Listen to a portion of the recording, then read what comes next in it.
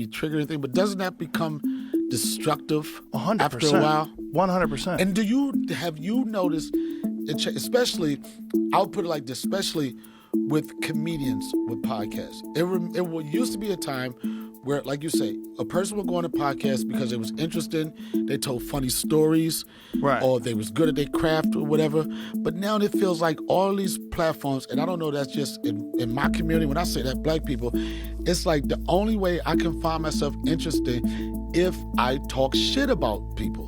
Right. And motherfuckers are going away from being funny when you get interviewed. Like every fucking podcast I turn on now, it's somebody, I'm exposed this person, I'm gonna tell this about what you didn't know. And the one thing they're not doing, especially as a stand-up comedian, motherfuckers don't give a fuck about being funny no more. Are those days over? The moment Katt Williams opened his mouth and started naming snakes, Hollywood stopped laughing, and Joe Rogan realized something irreversible had just happened to the power structure of comedy forever. What was supposed to be another interview cycle, another viral clip, another loud moment in the never-ending circus of celebrity drama suddenly turned into a detonation that split the industry straight down the middle, forcing even the biggest voices to sit back and admit that something had shifted beneath their feet, something uncomfortable, something dangerous, something that could not simply be edited out or laughed away. For years, podcasts were playgrounds for comics to tell stories, exaggerate wild nights, and sharpen punchlines in front of loyal audiences who wanted entertainment, not indictments. But then came the exposure era, and suddenly everyone was exposing someone else, turning microphones into spotlights and confessions into ammunition, and Joe Rogan did not pretend he hadn't noticed it, because right there in the conversation, when the subject drifted toward comedians publicly, tearing each other apart, the mood sharpened. It began casually, almost philosophically, with the question of whether all this constant exposure and call-outs had become destructive, and the answer was blunt. That right there was the quiet alarm bell ringing in the background of Hollywood, because it framed the shift clearly. The stage was no longer enough. The joke was no longer the product. The real currency was exposure, and exposure meant power.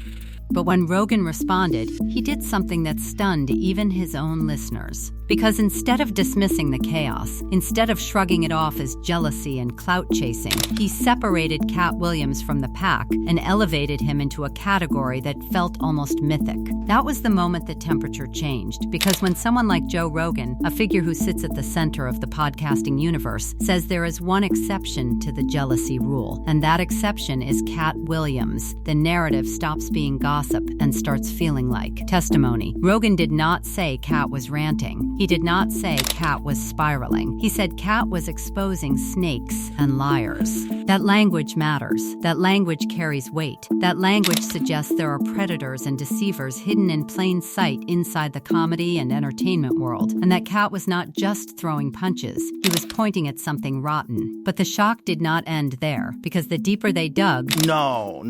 Those people that do that are almost always not very talented. Almost always. The only exception So to who that, they fooling? the only exception to that is Katt.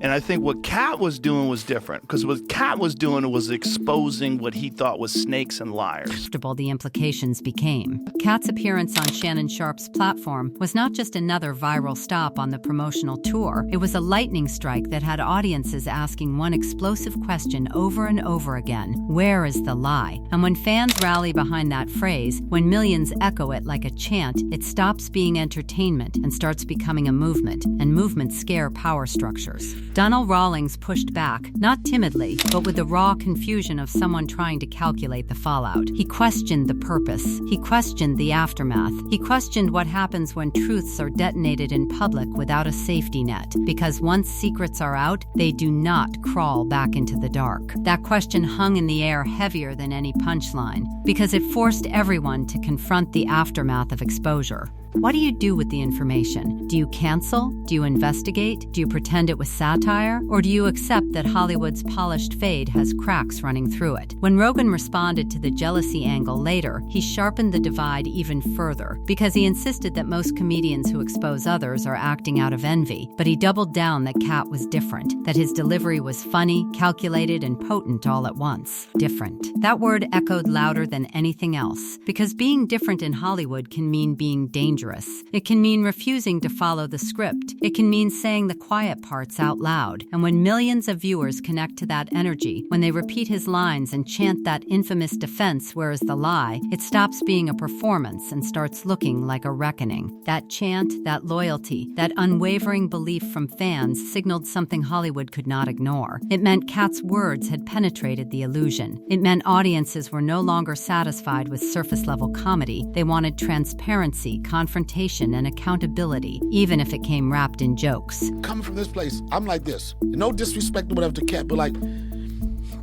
who asked you? Shannon Sharp did when he did that podcast. Shannon Sharp might have asked one question. But Shannon Sharp likes that. Like what? That in his the podcast, shit, he right? likes a lot of that. His people, they find questions. He's got a sheet of paper. He's got questions of people that have beef. Joe, what do you do with those truths? What do you do with talking about, this is a horrible impression.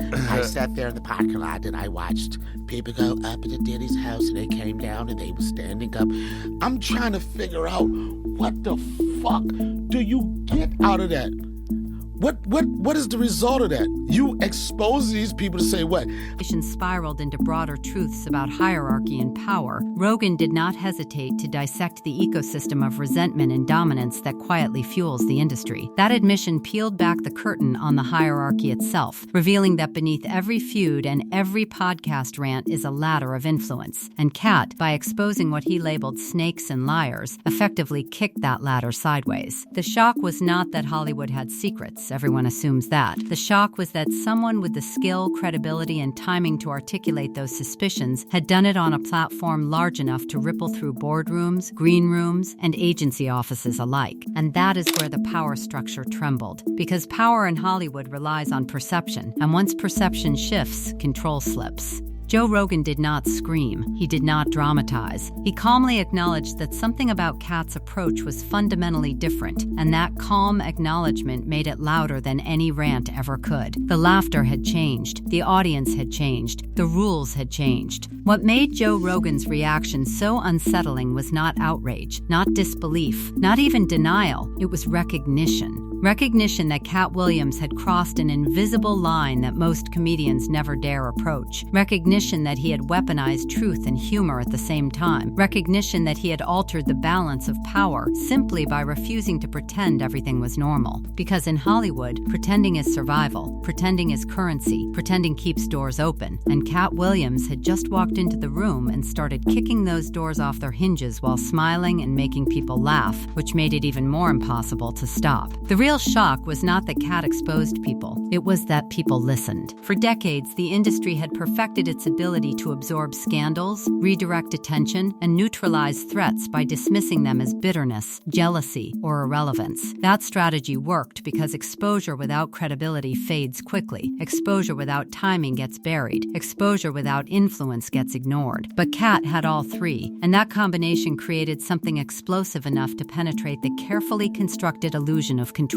Rogan understood that. Rogan saw that shift happening in real time, and his words revealed that he knew the difference between empty noise and something far more destabilizing. What frightened insiders was not the jokes themselves, but the reaction. The audience did not laugh and move on. The audience paused. The audience questioned. The audience repeated his claims, analyzed them, debated them, and spread them across platforms at a speed Hollywood could not contain. Because once the public starts questioning the credibility of the system loses its greatest weapon, blind trust. Rogan's acknowledgement that Katt was different, that he was exposing snakes and liars, legitimized the disruption in a way that insiders could not easily dismiss. Behind the scenes, the real panic was not visible, but it was inevitable. Agents who once controlled narratives suddenly faced a new reality where the narrative could be hijacked by a single viral interview. Executives who relied on carefully managed reputations watched as unfiltered conversations bypassed their approval entirely. Comedians who built careers within the traditional hierarchy realized that hierarchy was no longer protected. Because Katt had done something no contract, no publicist, and no executive could undo, he made audiences question the authenticity of the entire structure. What made it even more dangerous was the tone. He did not sound desperate. He did not sound unstable. He sounded confident. He sounded amused. He sounded like someone who knew more than he was saying, someone who had nothing left to lose and everything to gain by telling the truth as he saw it. That calm confidence made his words harder to dismiss. Rogan recognized that confidence immediately, because confidence without fear is unpredictable, and unpredictability is the one thing systems built on control cannot tolerate. The industry has always relied on an unspoken agreement. Comedians can joke about anything, but they cannot destabilize the machine itself.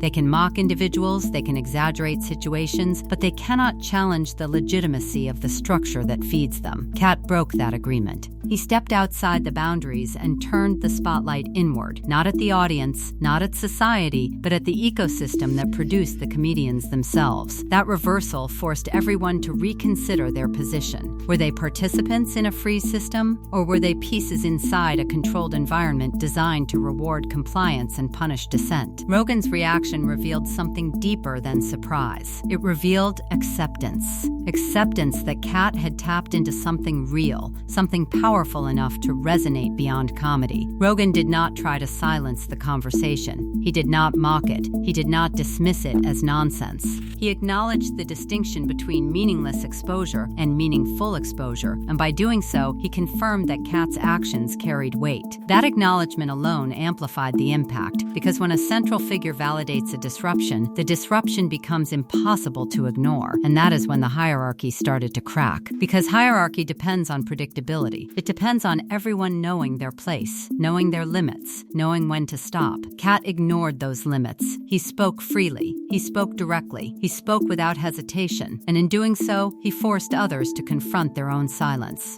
Why had no one else said these things? Why had no one else challenged the narrative? Why had no one else risked the consequences? Those questions lingered, unanswered, uncomfortable, and impossible to erase. The audience, meanwhile, became the most powerful force in the equation. Their reaction determined the outcome. Their belief determined the impact. Their loyalty determined whether the exposure would fade or endure. And their loyalty did not weaken. It intensified. They repeated his words. They defended his perspective. They demanded accountability. They refused to accept easy explanations. That loyalty transformed Katt from a comedian into something more dangerous, a symbol of resistance against a system many had long suspected but never seen challenged so directly. Rogan understood the implications. He understood that the balance had shifted, not permanently perhaps, but significantly enough to alter the dynamics. Because once audiences realize that insiders can speak freely, once they realize that the system is not as untouchable as it appears, the illusion loses its power. And Hollywood, more than anything else, depends on illusion. It depends on perception. It depends on belief. The most unsettling realization was not that Katt exposed individuals. It was that he exposed vulnerability. He exposed the fact that the structure itself could be challenged, that influence was not absolute, that control was not guaranteed. Rogan's calm acknowledgement of that reality confirmed what many feared but few would say aloud. The power structure was not invincible. The ripple effects continued long after the initial exposure.